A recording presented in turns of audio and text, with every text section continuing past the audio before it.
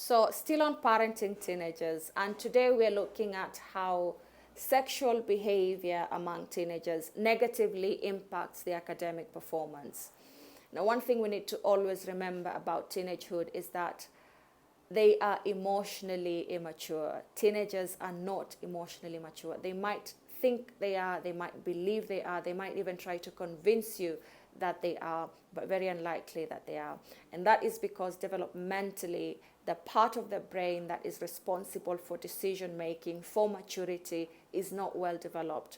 So they have this part of their brain where they're feeling attracted to someone, they desire someone, they're feeling jealous towards someone. But how to regulate that on this other side is not well developed, and that's where the immaturity comes in.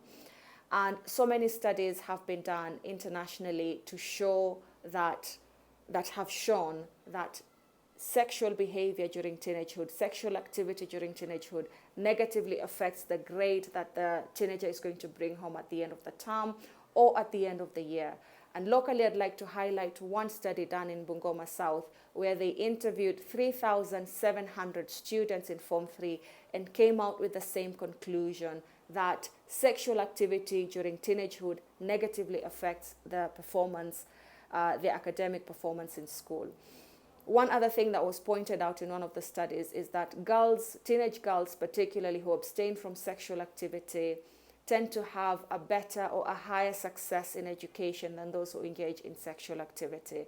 And one of the gaps that were pointed out that need to be filled go back to what has always been said: parental involvement, parental guidance and counseling on sex education.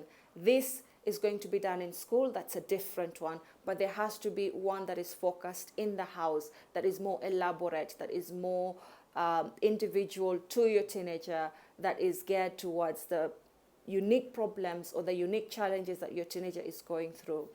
And I think as parents, this is one of the conversations that we need to keep having with our teenagers to understand where they are so that we can help them see what we are trying to tell them.